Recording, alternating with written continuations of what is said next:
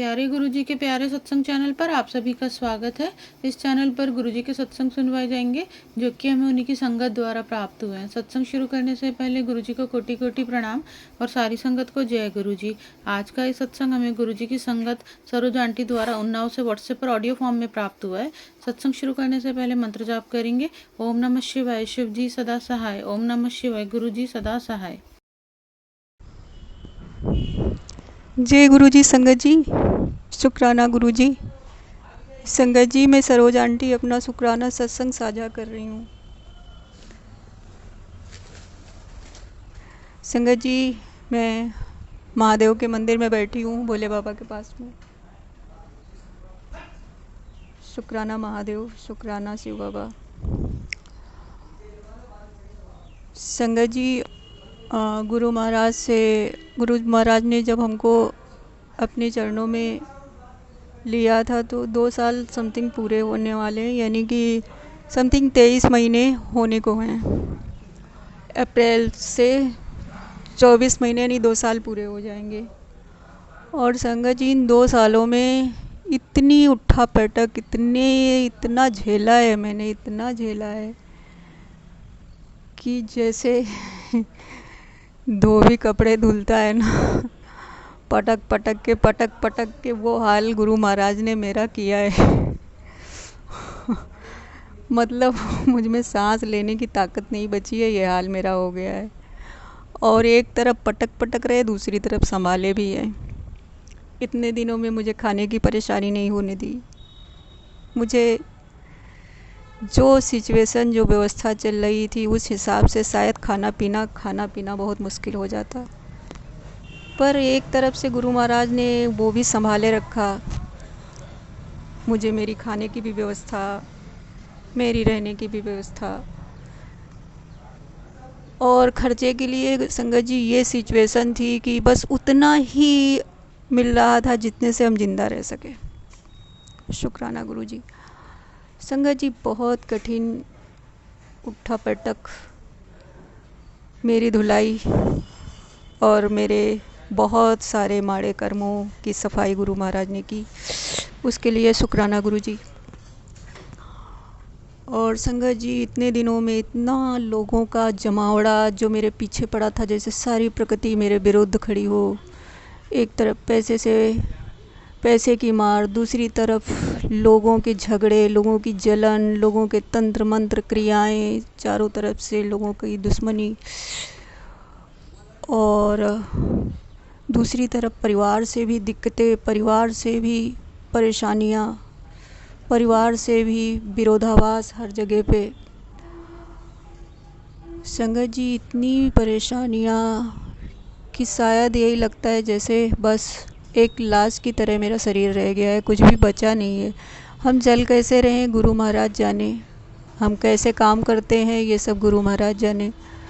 यानी कि मुझ में ऐसा शरीर और ऐसी दशा हो गई है कि जैसे मेरा अपना कुछ वजूद बचा ही नहीं है।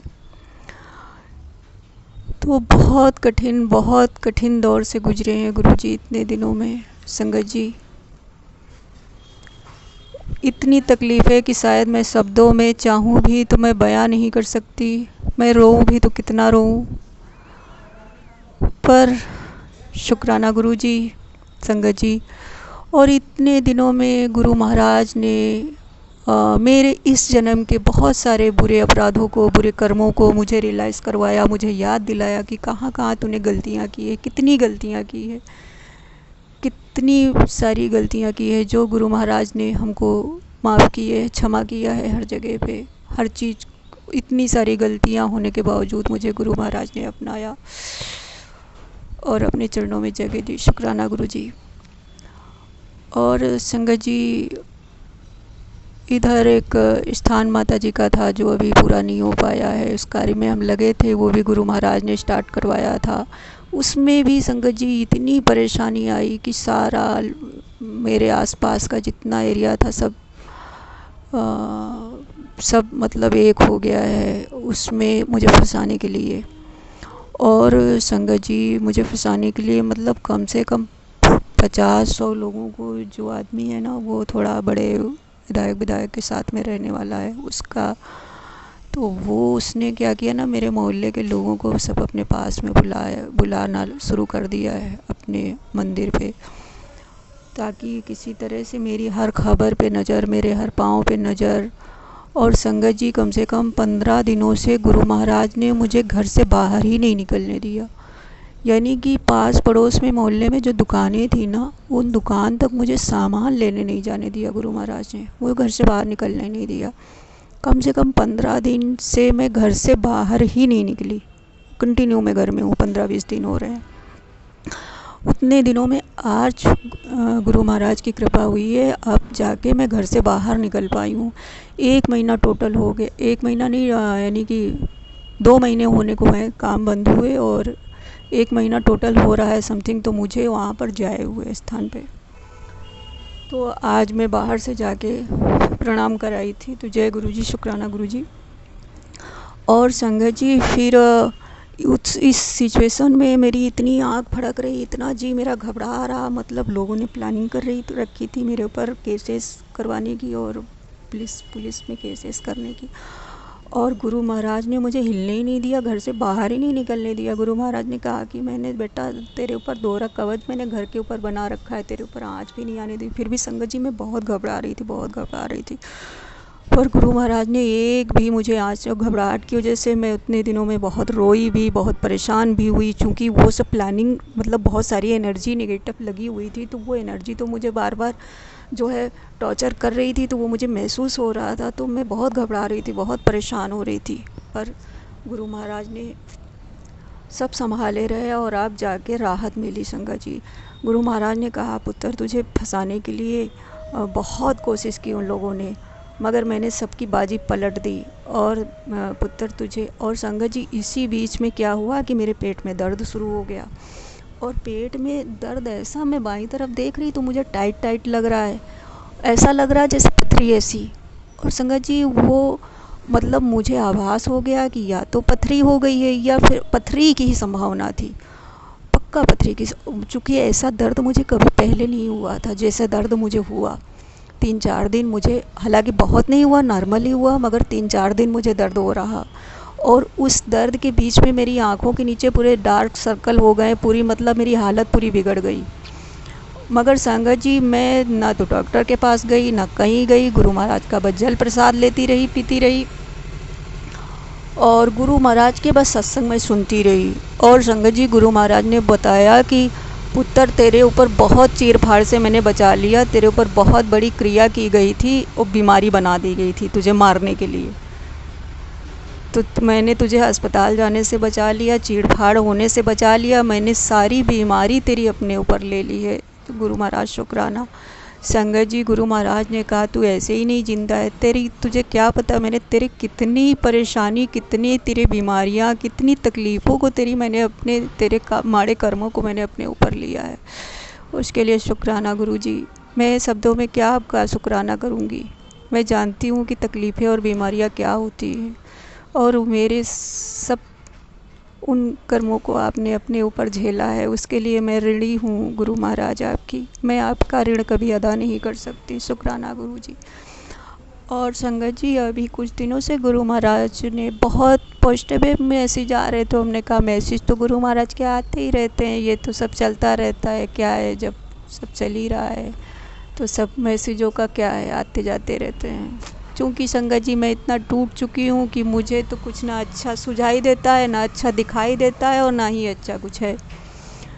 तो संगत जी, फिर अभी कल एक अजीब सी बात हुई संगत जी। मेरी एक फ्रेंड मुंबई में रहती है संगत जी, तो सुबह उसने फ़ोन किया संगत जी, और वो बात कर रही थी, और उसने कहा मेरे बेटे के पेपर अच्छे से हो गए, एक आखिरी पेपर रह गया है और मैं बहुत खुश हूँ, चल तू मोबाइल ले ले एक नया, मैं तुझे पैसे भेजती हूँ। तो हमने कहा नहीं यास्मीन, वो मुस्लिम फ्रेंड है मेरी संगत जी। तो हमने कहा नहीं यास्मीन, मैं मोबाइल नहीं ले सकती और मेरे पास अभी चल रहा है। तो कहे नहीं, तेरा मोबाइल बहुत दिन से डिस्टर्ब है, मुझे मालूम है, मैं तुझे नया मोबाइल दिलाती हूँ। तो हमने कहा मैं तू तेरे लिए अभी तक कुछ भी नहीं कर पाई हूँ, मेरे पास ऐसी कोई व्यवस्था नहीं कि मैं तेरे लिए कुछ कर पाती, पर तूने बहुत बार मेरे लिए बहुत कुछ किया है। तो संगत जी फिर वो मतलब मैंने उसको 2-4 बार 5 बार मना किया कि रहने दे, तू पैसे अपने अकाउंट में डाल ले, जब मुझे लेना होगा तो मैं ले लूँगी। पर संगत जी फिर उसने क्या किया, प्रेशर डाल के मेरा अकाउंट नंबर लिया और संगत जी मेरे अकाउंट में 8,000 रुपये के लिए उसने बोला था और 8,000 बोले 8 नहीं, उसने फिर रात्रि में 10,000 रुपये पूरे मेरे अकाउंट पे लगाए। और संगत जी सिचुएशन ये है कि मेरे पास एक पैसे का अभाव है। और गुरु महाराज ने पहले से मेरे को बोला था कि पुत्र इस बार होली मेरे साथ तू मनाएगी, चिंता नहीं करी। तो हमने कहा ये मैसेजेस तो आते ही रहते हैं गुरु महाराज के, ऐसे ही होंगे, आते जाते रहते हैं। तो जय गुरु जी, शुक्राना गुरु जी, क्षमा करना गुरु महाराज, मैं बहुत पगलिया हूँ जो आपकी बातों को कभी सीरियस नहीं लेती हूँ, क्योंकि मैं इतना ज़्यादा टूट चुकी हूँ ना गुरु महाराज कि मेरा किसी चीज़ पे विश्वास नहीं होता है। और संगत जी फिर क्या हुआ, कल अटेंडेंस में उसके पैसे आए और संगत जी आज मैं टिकट निकाल के लेके आई हूँ और गुरु महाराज के आश्रम का मेरा बुलावा आ गया है। गुरु महाराज ने बहुत सारे मैसेज दिए थे कि मैं बुला रहा हूँ पुत्र, अभी तो आ जा मंदिर। संगत जी 2 साल के बाद, 2 साल मेरा इतना कष्ट का समय मैंने काटा है। अब उसके बाद में गुरु महाराज ने आदेश किया है, हमको बुलाया है बड़े मंदिर। और संगत जी गुरु महाराज ने आज टिकट भी निकलवा दी है, वापसी की टिकट है। और संगत जी सबसे बड़ी हैरानगी की बात आप सोचो कि क्या है ना, 2 मार्च को मेरा जन्मदिन है, 2 मार्च को पूर्णिमा भी है और 2 मार्च को सोमवार भी है, जिस दिन मैं गुरु महाराज के दर्शन के लिए यहाँ से प्रस्थान पहुँचूँगी। मतलब मैं 1 तारीख को निकलूँगी इधर से, 2 को पहुँचूँगी। तो गुरु महाराज मैं आपका ऋण नहीं अदा कर सकती, मैं तो बातों को यूं ही ले रही थी, उसके लिए हमको क्षमा करना गुरु महाराज।